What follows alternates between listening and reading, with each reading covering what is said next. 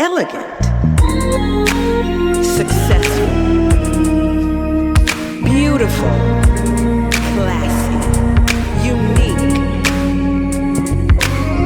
purpose, empowered, strong, overcomer, free, powerful. She rises.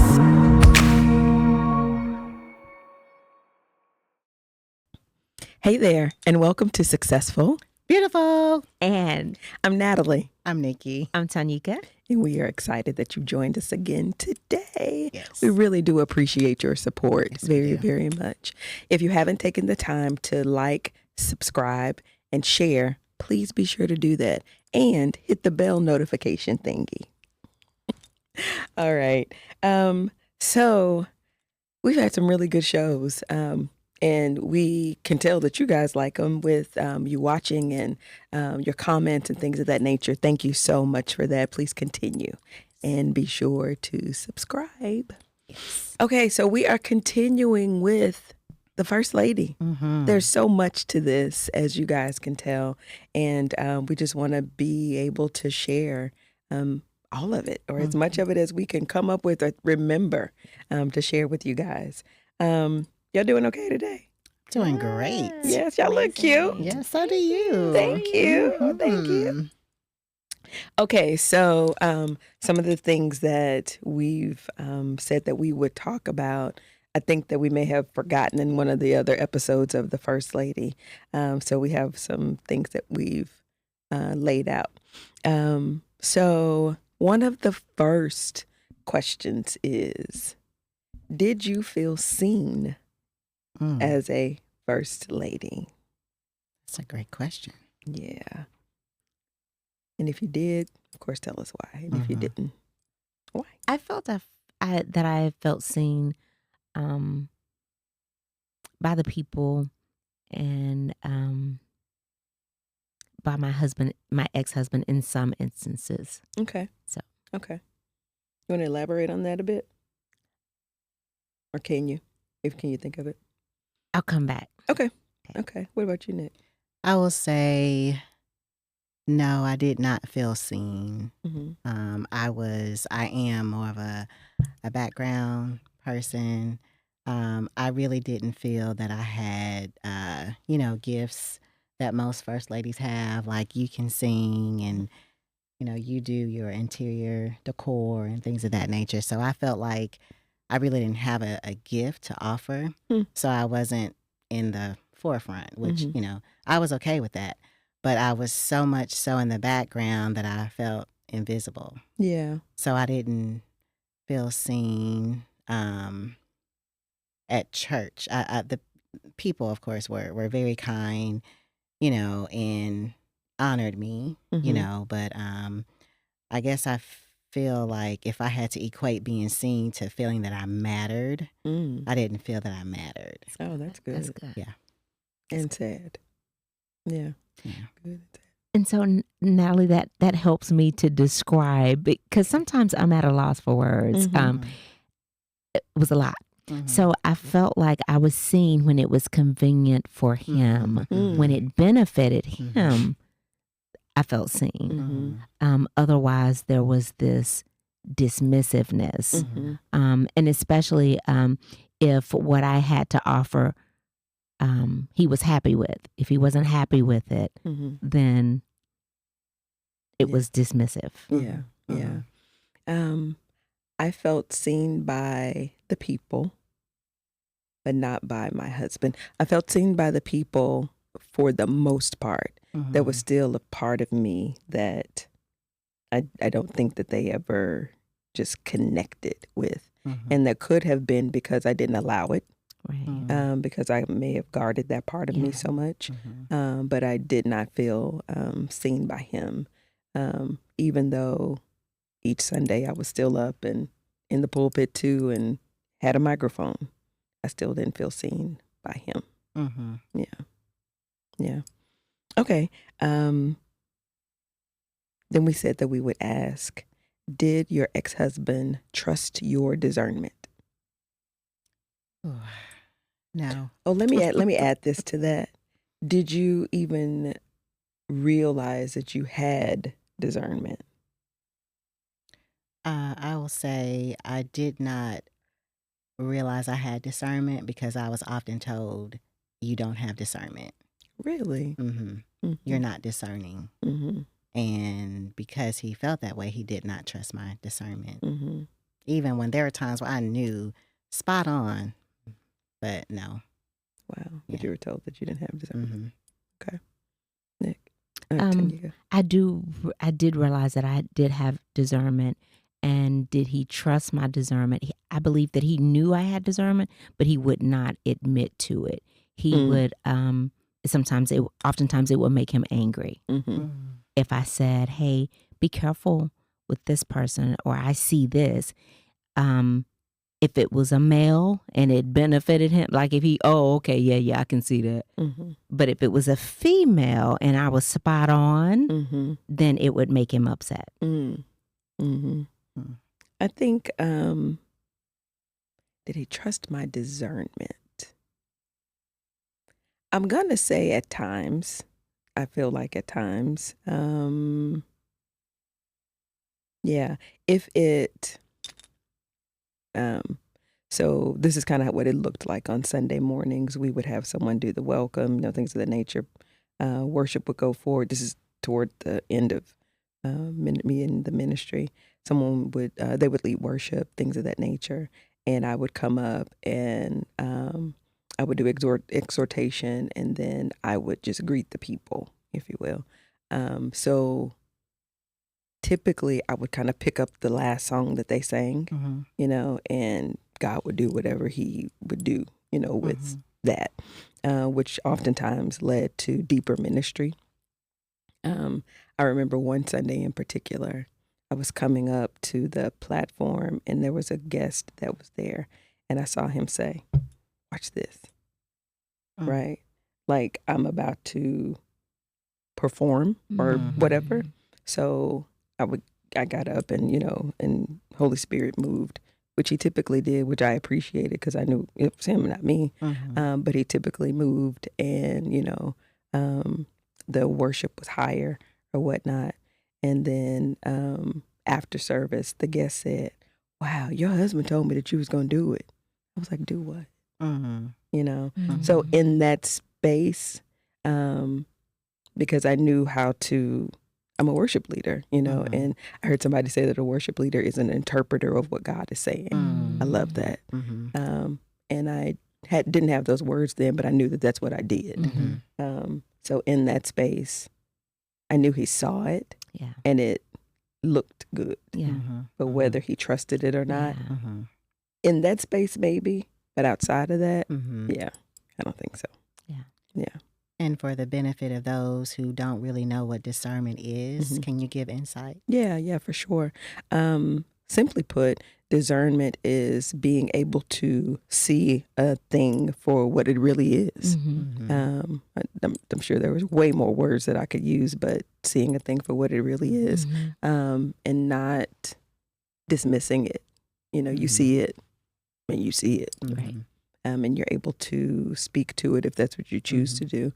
Because discernment, I guess, doesn't have to be spoken on, but you just know that this is a thing, and that is a thing, or this person is genuine. I don't always want to speak to the negative things in ministry, but this person is genuine. This person would be the person to do this job. They would do a great job at this.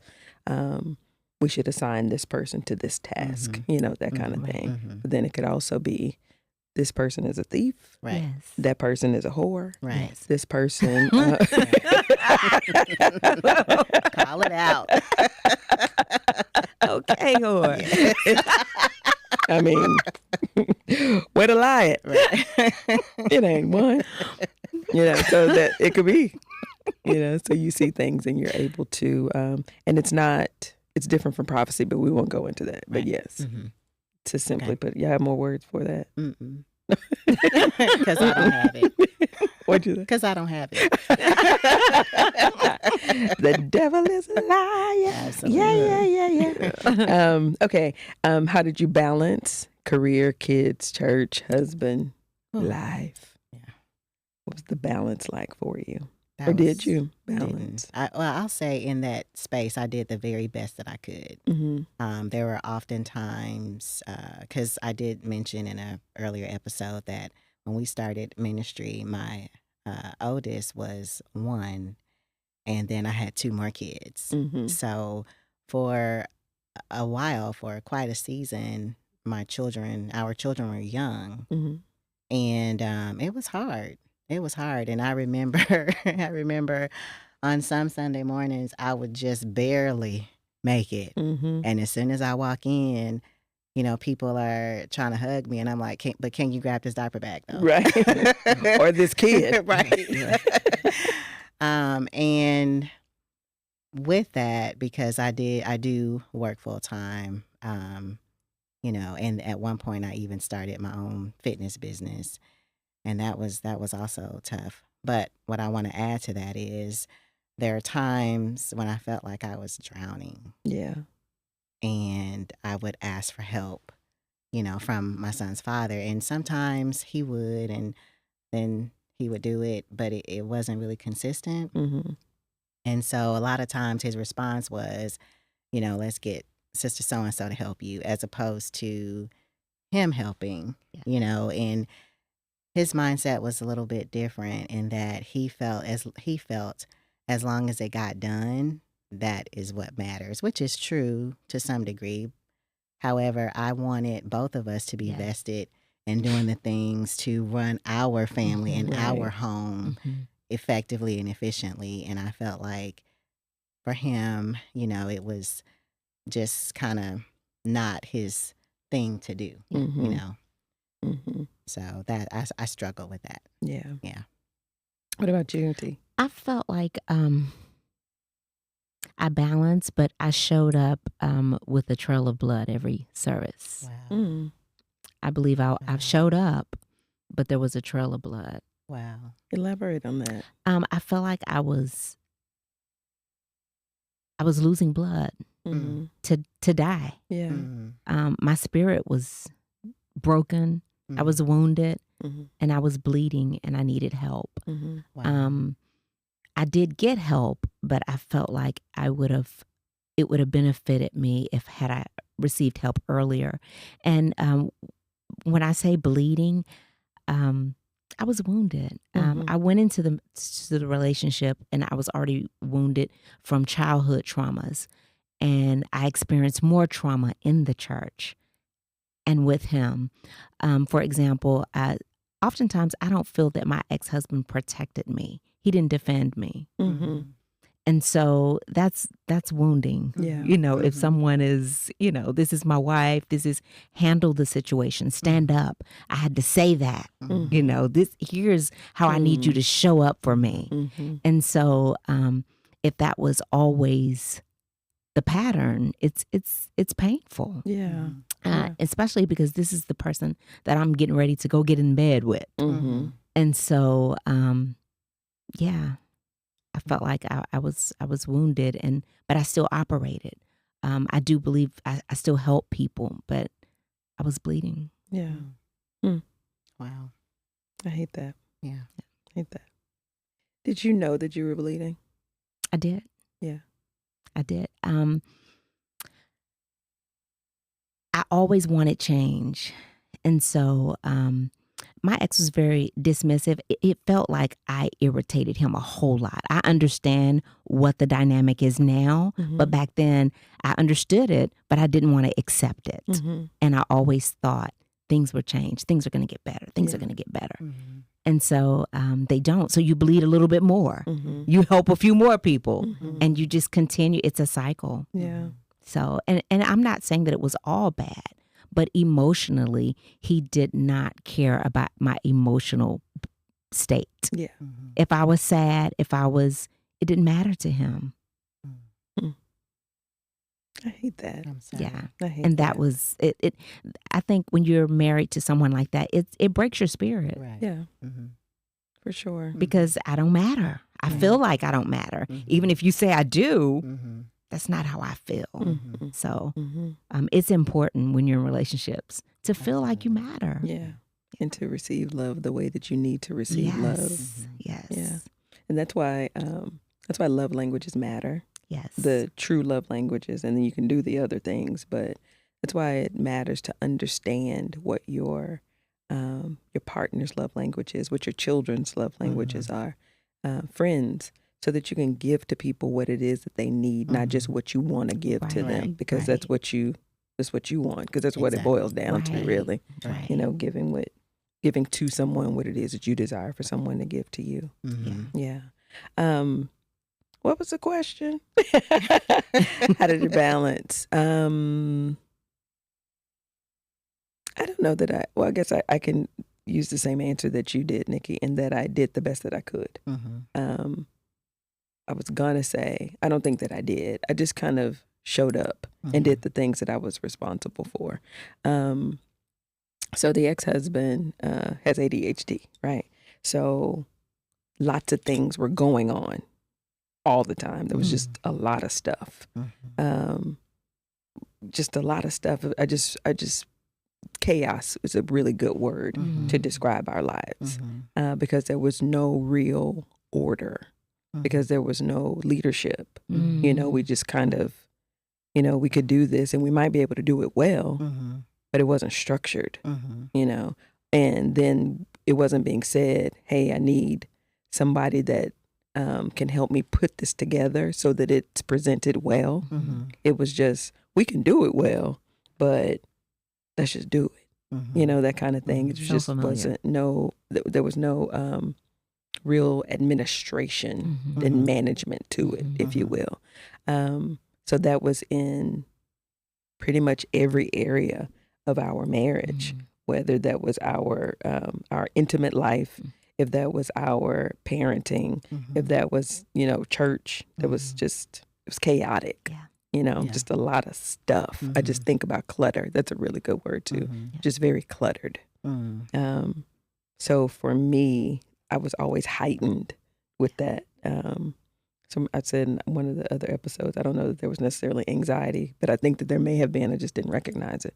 It was just heightened and just stuff going on. There was always something going on. Yeah.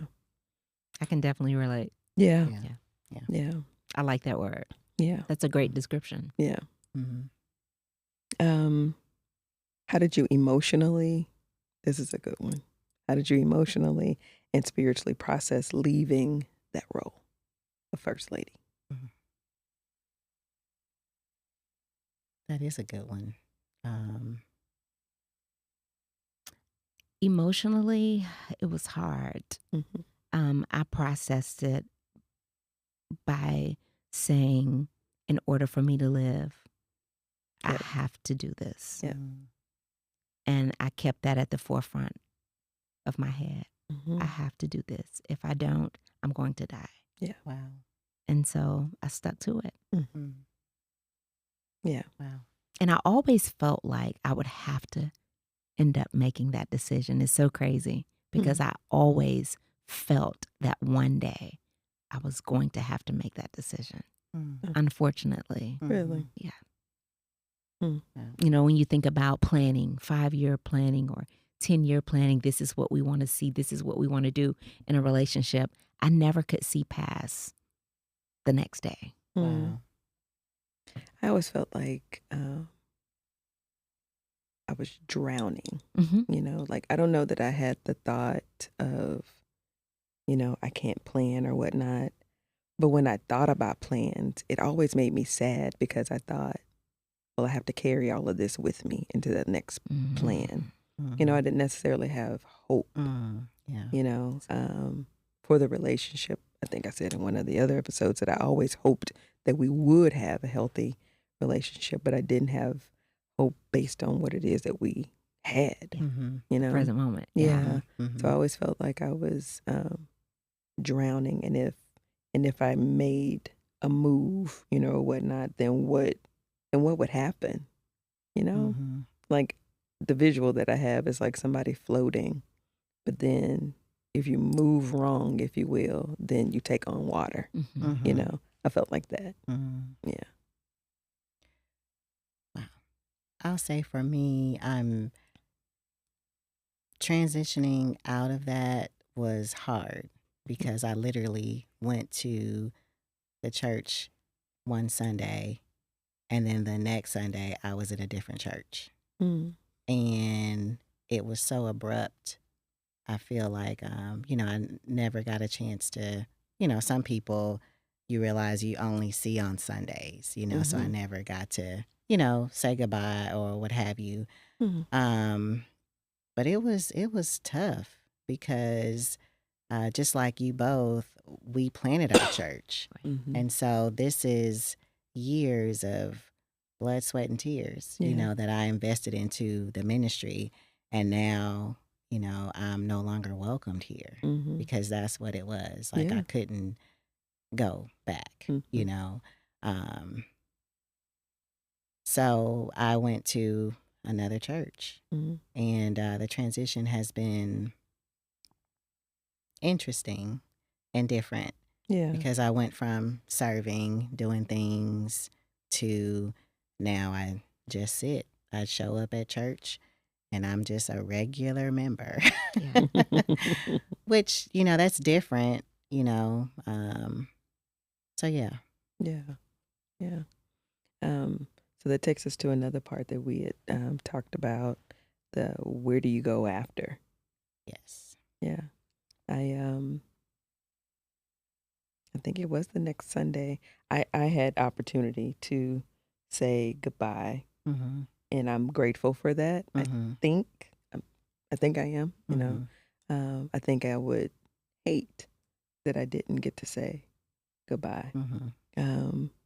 So the next Sunday, I wound up at another church, and I've told y'all this story before, where I met Max Lucado. I was at a predominantly white church, an all white church. I just didn't see anybody else black that day, I don't think. And they were singing a Kurt Carr song, who's a gospel artist. They had an altar call that Sunday. I don't know if they do that normally. The older lady that was sitting next to me was so encouraging. I cried the entire service, but I got to meet Max Lucado, and he told me, he said, "You're going to get through this." And I got to share with him like what had just happened in my life or what was transpiring. So, yeah. What about you, Tanya? It was rough. I just stopped going, and I literally stayed in bed until the time that I moved out of the house. So on Sunday mornings, I didn't go. And even after that, I stayed at home again Sunday mornings. I've taken about a year break. I did go back, and I enjoy serving. And I know one day that I will serve again. I love church, and I love doing what I was doing, but I can now do it in a different capacity. Right. So, yeah, it was hard. It was hard leaving. I didn't get to say goodbye, because how do you say goodbye? Right. He wasn't willing to reconcile and do the things that it took to reconcile the marriage. So I didn't know how to show up and say, "Hey, this is my last Sunday," So I just quietly went away, and yeah. Go ahead, Nick. I was going to say, what's interesting is even though we're all no longer in that role, we are still truly who we are. Yeah. So it's interesting to be in a familiar space like church and not operate in the same capacity. Yeah. And not only not operate in the same capacity, but now for me, my view is different. And that in itself is another thing that I have to process. Yeah. For sure. Yeah. I've not become a member of a church. I definitely do have covering, but I have not become a member of a church I guess I did for a period of time, but I'm no longer a member of a church. And I don't know, just sitting in the pew. Mm-hmm. That's different. Mm-hmm. Like you were saying, Nikki, that you have a different view, a different perspective Mm-hmm. now. I still look at church from a behind the scenes lens, though.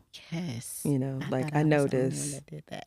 I notice everything. Yes. Yeah. Yes. You know, I see things when I go visit other churches, and I think, oh, they should probably, Yeah. you know, do so and so, or oh, I really like that they Mm-hmm. Yeah. do Mhm. this, that, and the other. Yeah, that's interesting. I thought I was the only one that did that. No. It's Yeah. crazy because when you walk into, I know for me, did I hijack the conversation? No, I you're apologize. fine. Okay. You're fine. For me, when I was in the role of a pastor's wife, I remember like during service, I would look for certain things and make mental notes like, oh, this needs to be fixed for next service, or, you know, the lighting was off, or that key change wasn't quite right. And not that I'm an expert in all of these things, but you know, you just, things should be a certain way, if that makes sense. So when I went to another church the following Sunday, it was like the switch in my brain didn't turn off, and it still has not turned off. So I notice certain things, like you say, you look at it from behind the scenes, which is, that's crazy. Yeah. I mean, not in a bad way, or I think just in an indifferent way. This is reminding me of our very first episode when we talked about dating. I think what I have to work on, because I think we each said, you know, making sure that we're not in the dating relationship with the mind of a wife. Right. You know, kind of that same thing, Yeah. like that wife lens, the behind the scenes lens, as in the pastor's wife, you know, the behind the scenes lens at church as well. Interesting.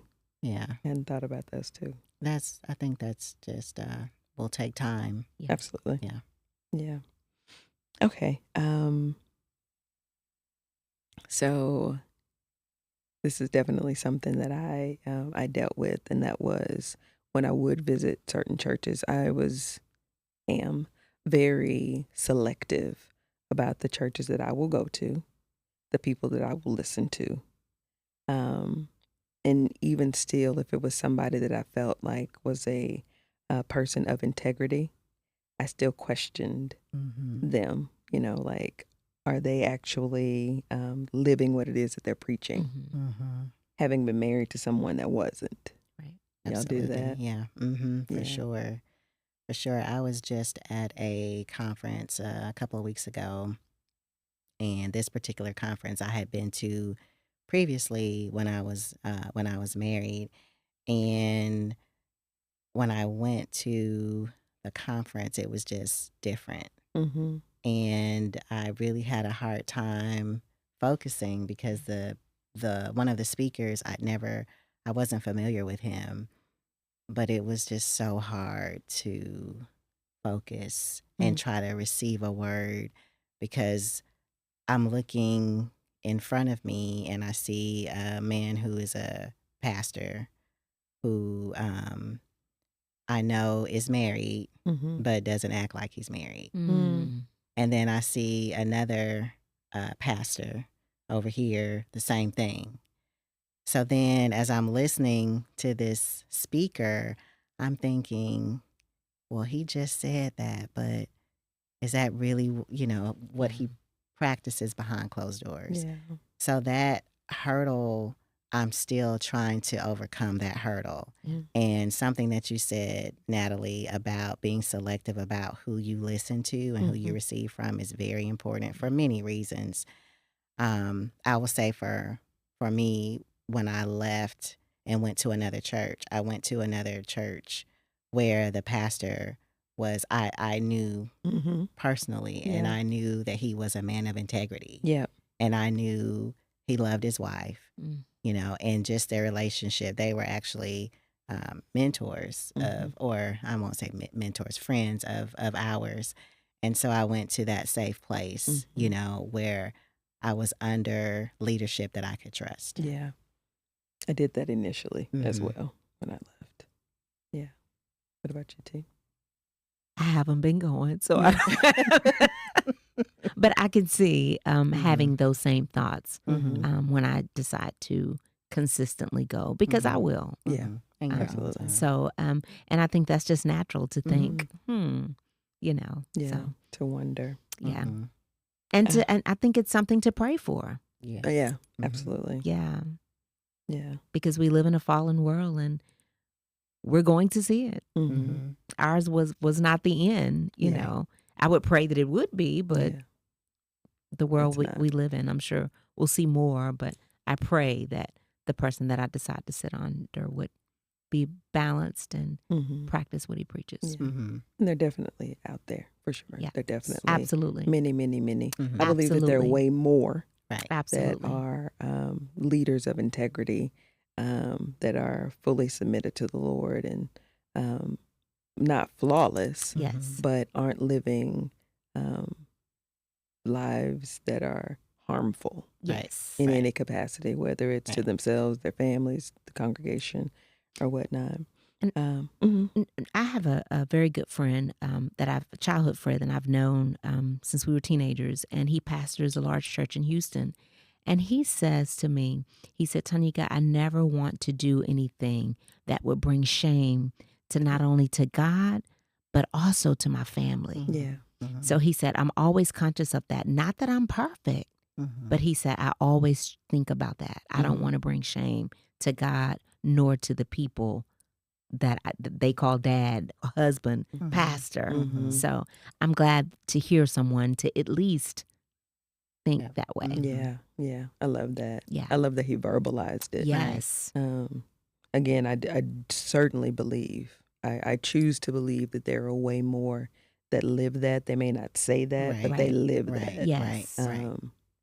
Yeah, I just believe that God is greater than anything. He is. And if our hearts are submitted, then he's greater in us. Absolutely. Than anything. And we're not bashing. By no means. Let's just throw that It's out just there. our We're not reality. bashing. This is just it's just interesting that the three of us share some similarities in our reality.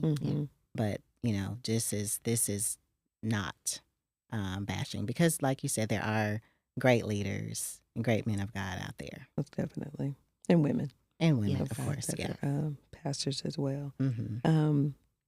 You said something, Nikki, in regards to being in service and seeing other leaders that you know are married, but you also know that they live lives outside of they have extramarital relationships going on, and you know it. You know it. You know, that does something to like my gut. It makes me angry. It makes me sad.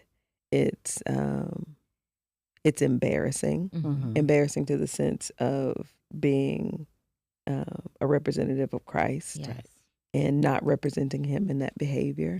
And because people live their lives based on the words that this pastor preaches. They just do. Because the scripture says, how can we hear without a preacher? And how can he preach except he be sent? So if this person is the one that's supposed to be feeding us the word, we ought to be reading on our own too. Absolutely. Of course. Absolutely. However, they're the ones that like give the main course, if you will. If they are not living what it is that they're preaching and are doing things that are harmful, and what if the congregation sees? What if the congregation knows? What if the congregation is a part of it? What is that doing to them? Right. It's damaging. It is damaging. Yeah. And I think sometimes pastors don't understand the gravity of the responsibility. Yeah. Because I believe if they did, those who did not live what they preached, it would be different. Their behavior would shift. I would hope. I would hope. I would hope. That's a good word. Yeah. Yeah. Okay. And oftentimes we say when we see men that choose to live their lives like that, it's like, I've heard people make comments like, oh, they should just be single but is that really doing it? Is that the answer? Right. Because you still have to have self-control. Yeah. Even if you're single. Right. It's not okay. It's not okay.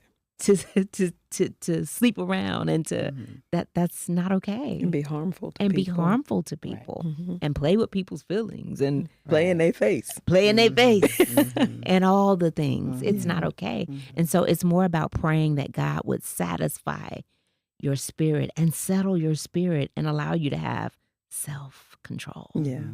Yeah. And that is a fruit of the Spirit. It is. Absolutely. Yeah. Absolutely. Self-control. Yeah. I thought about even the ex being offered or being allowed to become I'll say a higher ranking person in the body of Christ, if you will, a higher title, I should say.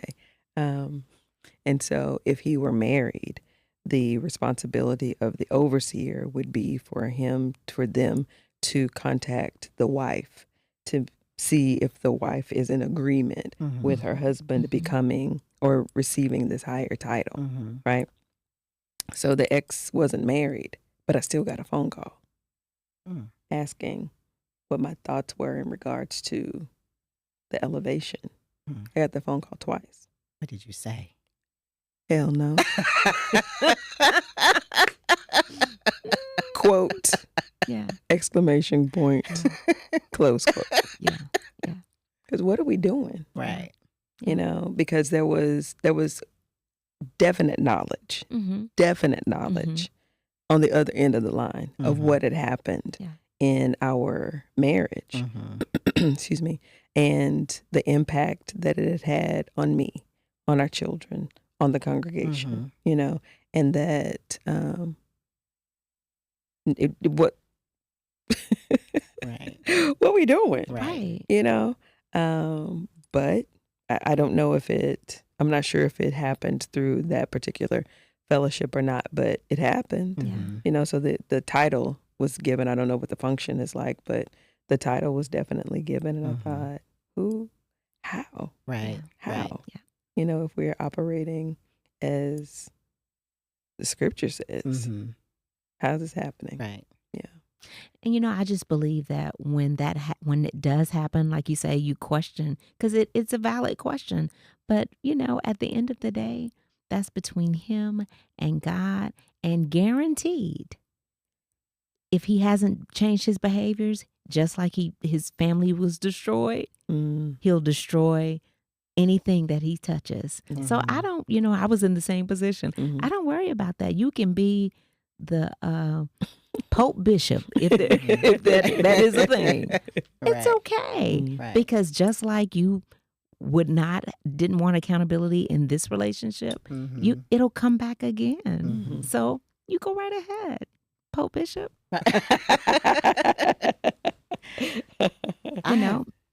Mismanagement is mismanagement. Right. Yeah. I have a question. So would either of you be First Lady again? We had this discussion before, Nikki. I would, if it was the Lord himself that woke me up in the middle of the night, stopped me on the highway, wrote it in the sky on the billboards, flashing lights. Gotcha. It would definitely have to be the Lord. It's not something that I would just walk into, and I definitely wouldn't seek.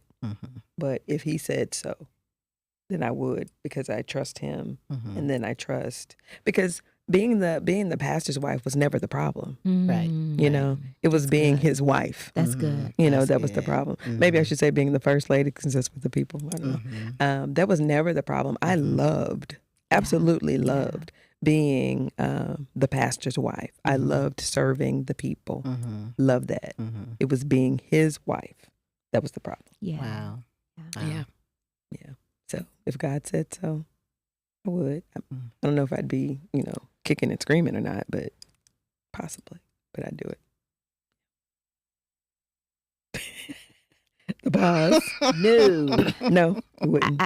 I want to be obedient to God, but I do believe that I don't even want to date a minister. I'm done. I'm done. You read too many scriptures. You praying again? No, but I want to be obedient to God. And the when I think about the three of us, I love us. Yes. We are amazing women, and it's sad that they didn't see us for who we really are.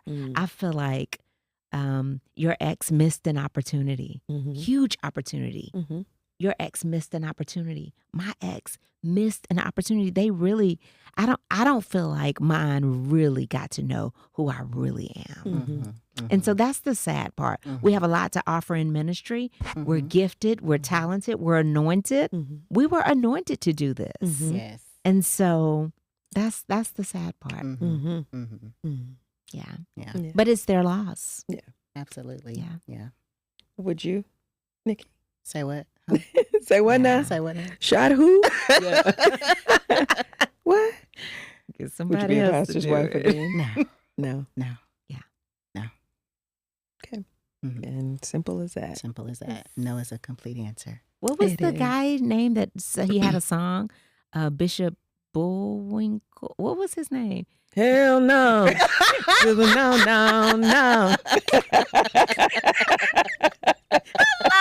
You hit it right on time. Oh my God. God rest his soul. Oh my gosh. Okay, so we're transitioning again. Let's talk about these women. Speak on it. Yes. Yeah. They don't matter, but we gonna talk. The wannabes. The wanna. Yes. So I have definitely heard a lot of times that there are many women that want to be pastors' wives. Why? Why? They don't want that. Mm-mm. Now, you know what I can say to that, because I thought about this topic. If they have a husband of integrity and a husband that is living his life for the Lord, submitted to the Lord, and doing ministry according to God's will, that might be great. But if there are questions early on, I don't know, girl. You might wanna wait. Right. And I don't know. Yeah. Tell Avon or Mary Kay or something. What? What? Yes. Find something to do. Yeah. Find something to do. else. Yes. Yes. Go feed the homeless. Yes. Still Mary Kay or Avon. It's hilarious. Okay, so again, the women, the wannabes. How did you guys handle women in the ministry that were disrespectful to you? Maybe not even necessarily blatantly disrespectful in the presentation of themselves, but they were disrespectful to you, but were very embracing of your ex-husband. How did y'all handle that? If you saw something, let's say. With 2 fists. That's how it should have been. Yes. I'm just teasing. I'm just teasing. We have a friend. That say 2-piece them. Right. I handled that with him. So I brought it to his attention so that he was aware, because sometimes men are completely oblivious. So I just brought it to his attention so that he could be mindful of the interaction between him and the young lady. And sometimes they are not. Yeah. And very aware. And turn on you. Yeah. Okay.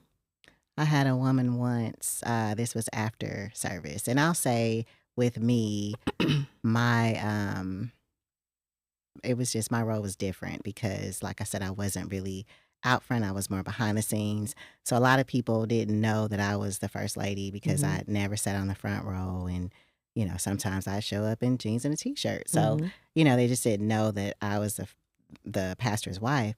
So after service, I was down near the front talking to somebody. And this lady literally pushed me out of the way to get to my then husband, the pastor. And I just turned around like, okay. And, she was just kind of all over him, but not, physically all over him. I was like, oh, this is interesting. Yeah. So you ignored it. Yeah. I brought it to his attention later, but I didn't address her. Right. Yeah. Tanika? For the most part, I ignored it. There was a couple of times where I knew for a fact what was going on. And so on one occasion, I addressed it. Actually, on 2 occasions, I addressed it, in which I really regret today. One of the instances, I sent a text message. Okay. Just releasing. Of course, the person denied it. But I really did. I for the most part, I ignored. I ignored and I addressed it with him. And on one occasion, I remember early on when we started the church, there was a lady that would always, every meeting, if we sat at a table, she had to sit right next to him at a table. Like you couldn't hear in any other seat. And so I said to him, just be careful. I've noticed this and how she would treat me. And he said to me, you're jealous of her. Rather than, wow, I'll keep an eye out. Right. Thanks for sharing that with me, babe. Yeah. Wow. Interesting. That's hurtful. It is hurtful. Yeah. And goes back to what you were saying, I think earlier this show, when you were dismissed or not protected. Right. Yeah. Okay.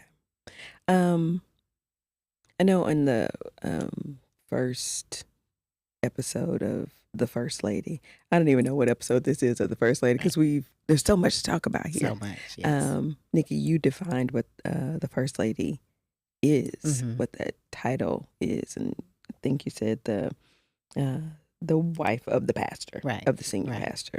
Okay. However, what's the job description of a First Lady? Everything. A blank slate, and anybody that got a pen and write something down. Yeah, that's what it felt like. Yeah, it's a lot. And we are, I think, I don't want to say forced, but we are expected to wear so many different hats. And sometimes we operate outside of our own capacity, but we do it anyway. Yeah, because that's what First Ladies do. Yeah. I think about with what you just said in regards to like children's ministry. I'm not a kid person, Right. Like I can't say that I don't like kids, but I'm just not a kid person. I'd much rather deal if I'm working with kids, I want them to be older so I can say the things that I need to say to them. I think I'm too direct to work with like little ones because I don't want to hurt anybody's feelings with the truth,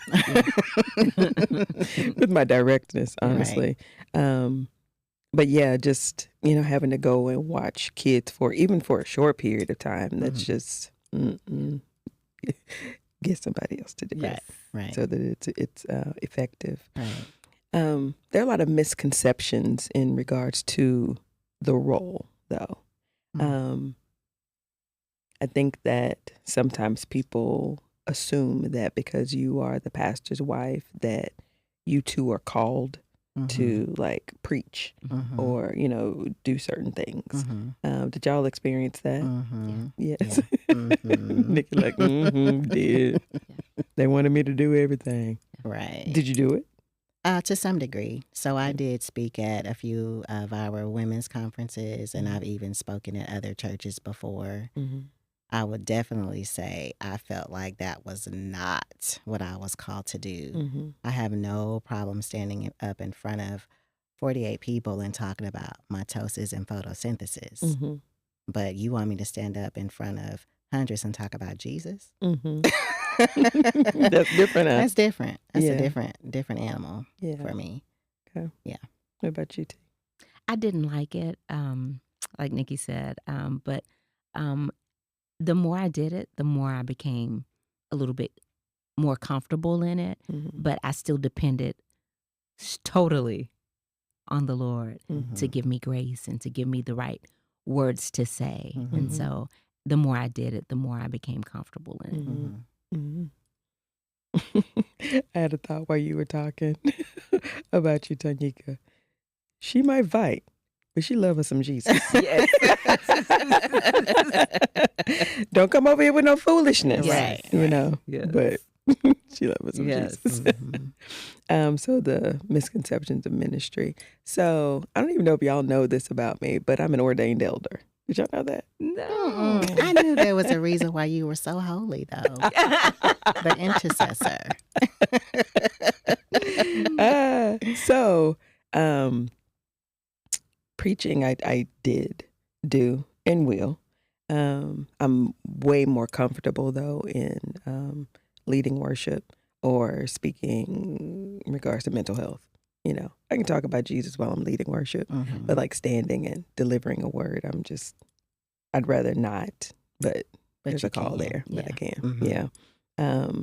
But even still, the assumption that I would, because I was the pastor's wife, Mhm. I didn't like that. Mm-hmm. Yeah. Mm-hmm. Or yeah, just other things. Yeah. Yeah. I just didn't like that. In regards to being the first lady, though, I don't want anyone to think that it was all of this weighty stuff, because it wasn't. There were definitely some benefits Right. and perks, even, Mhm, if you mhm. will, excuse me, to being the first lady. Mm-hmm. What were some of the things that you guys appreciated about the role? I appreciated the fact that it allowed me opportunity to meet other people in ministry Mm-hmm. and have conversations and see that these are just regular people, Yeah. you know. And then I got to meet some people that I really admire. So Mhm. that was very fulfilling. But even like the small perks of not waiting in the line at DPS because, oh, hey, Sister Nikki, come on, you know, even at the airport, you know, things like that, where people knew who my son's father was at that time, my husband. So, you know, they would move me up in the line, and that was pretty cool. Yeah. Yeah. Yeah, for sure. Yeah. For sure. Yeah. And even like going to the restaurant and they may not have any more tables, but oh, you are? Okay, come on, you know. So that kind of thing. They'd find one. They find one. Mhm. And then their gifts, you know. So people would give me sometimes, if they knew it was my birthday, they may give me a birthday gift or, you know, just love on me, you know. So those were definite perks. Yeah, for Mhm. sure. For sure. What about you, T? The benefits or the perks?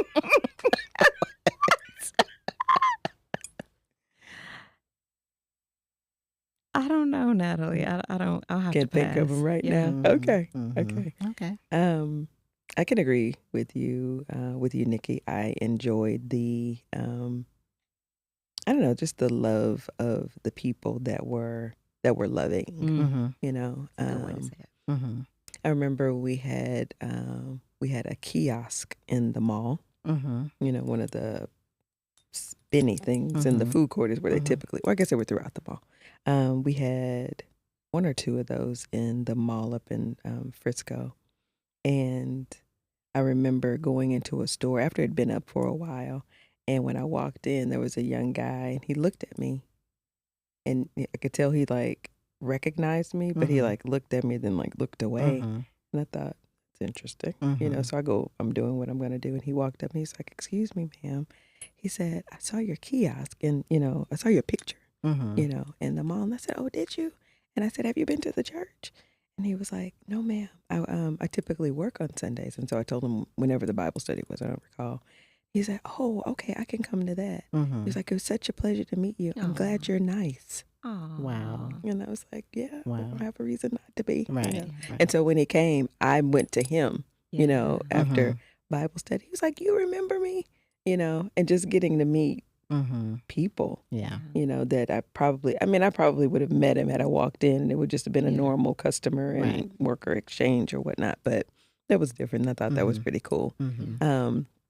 But yeah, I enjoyed getting gifts. I like gifts. I enjoyed that from the people, and then just knowing that there were some people in the ministry that were really genuine, that really did pray. Yeah. You know, that loved me, loved my children, loved him. You know, and really did pray for us and wanted us to be well. Right. I really appreciated that. Me too. You know, because it didn't cost anything to be kind. Yes. Right. You know, and there were a lot of people that were. There were a lot of people in our ministry that were just really kind people, and I loved that. I appreciated that very much. I also liked that I got to meet people that I probably never would have had opportunity to meet, just in ministry. People that are more well known, if you will, and just to be able to see them behind the scenes, and to honestly to see, you know, do you act like this for real? Right. And to see that a lot of them did. They were just regular people, but love Jesus. Right. You know, and were, I don't know, they presented well. Right. You know, so yeah, I enjoyed that as well. And even being able to just sit down and have conversation with them. You know, especially some of the preachers that I would watch, or whatnot, or their wives, or vocalists, or, you know, musicians or whatnot. Get an opportunity to meet them and be able to talk to them. Right. That was really cool for me. I enjoyed that. Yeah. Yeah. Okay. So we didn't forget that we were talking about the women. One of the things that I realized about some of the women that had ulterior motives was that they thought that they were going to get what I had. You know, or maybe I should even say what they thought I had. Right. Excuse me. One of the interesting things is that several, that would be an accurate word, of the women that became the other woman in our life had been welcomed into our home. Wow. You know, and so they saw the things that we had in our home based on that. Even a few of them had been babysitters for me. Wow. Yeah, the violation of it all. Right. Right. Yeah.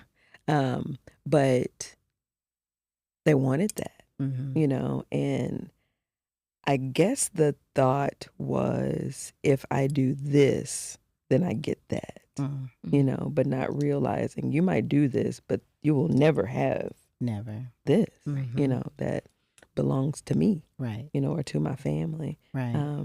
What was y'all's experiences in that space? Well, I'll say I did not know of any other women in terms of, you know, any affairs while we were married.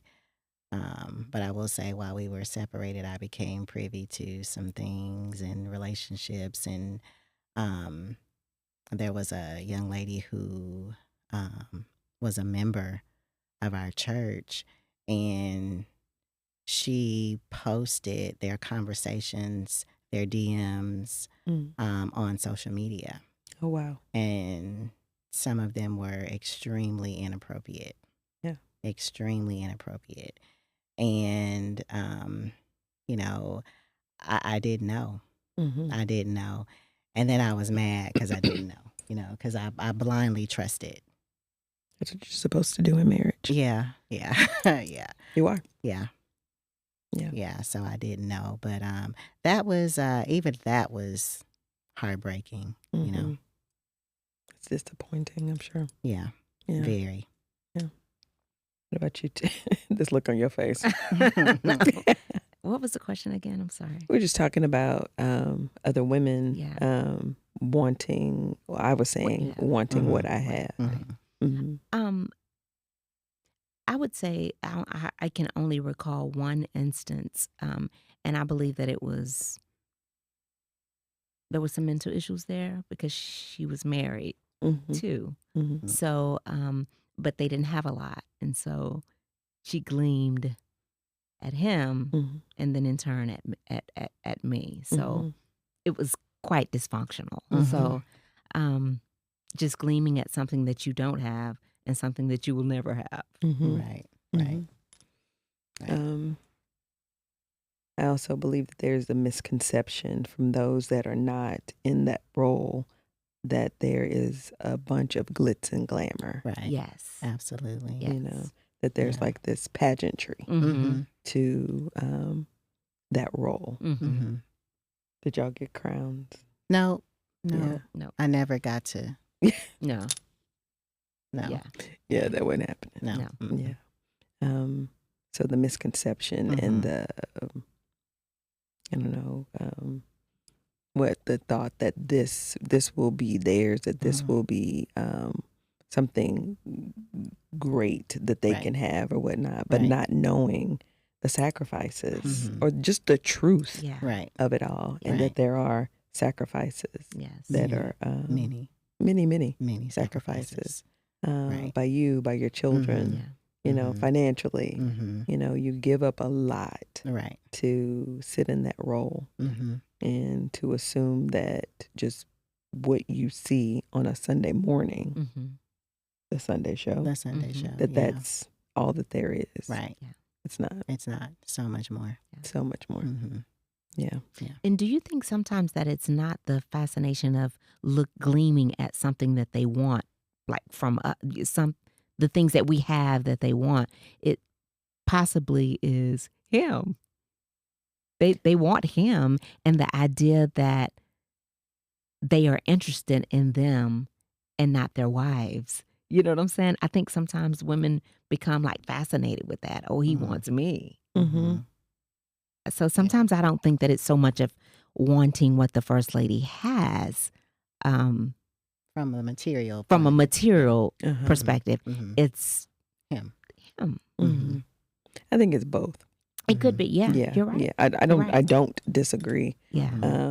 I don't think it. For me, I don't know that it's just that simple though. Yeah, that's true. Because isn't there another him somewhere in another form? Absolutely. You're right. You know what I'm saying? You're right. Yeah. Yeah. So I don't know. For me, I don't know that it's just that. I think it's the whole package. The whole package. The whole package the whole thing that they think is a package. Right. Yeah. You know. Yeah. Dysfunctional. Yeah. And I hate that because I think about several women that just made really bad choices for their lives. I remember one lady in particular. Once I realized that I felt like there was something happening, I asked her, because I want information from you first, because then I'm about to confront him about this. And I'm definitely a confronter. I don't shy away. No. I don't shy away from that. However, I don't necessarily look at confrontation as like this negative thing, you know. And by then I had learned I wasn't a yeller or a screamer anymore. I didn't do that anymore. So I went to her and asked her what was the nature of her relationship with my then husband. And she said to me, you know what? That's the problem with wives.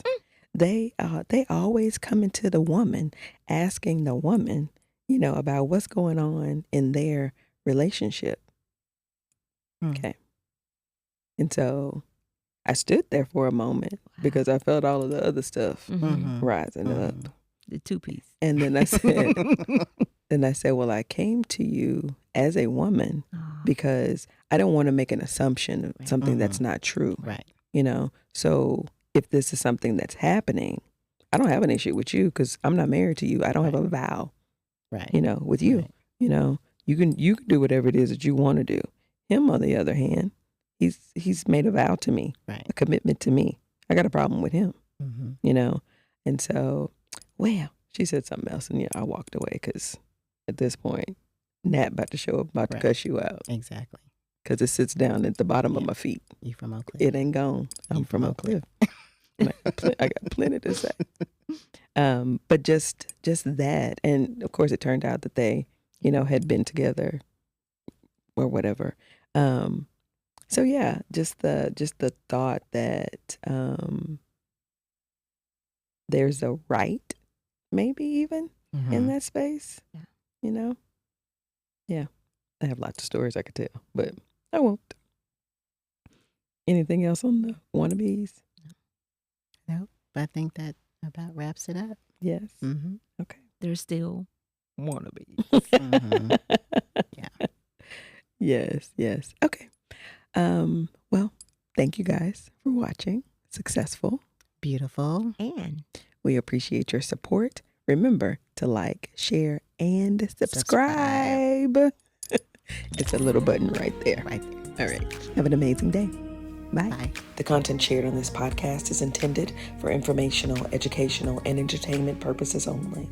While one of our hosts is a licensed professional counselor, the information provided here does not constitute a therapeutic relationship, nor is it a substitute for individualized mental health treatment or diagnosis.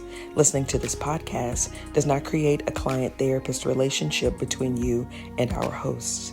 Any stories, examples, or discussions are either fictional, generalized, or used with permission for illustrative purposes and should not be taken as personalized therapeutic guidance.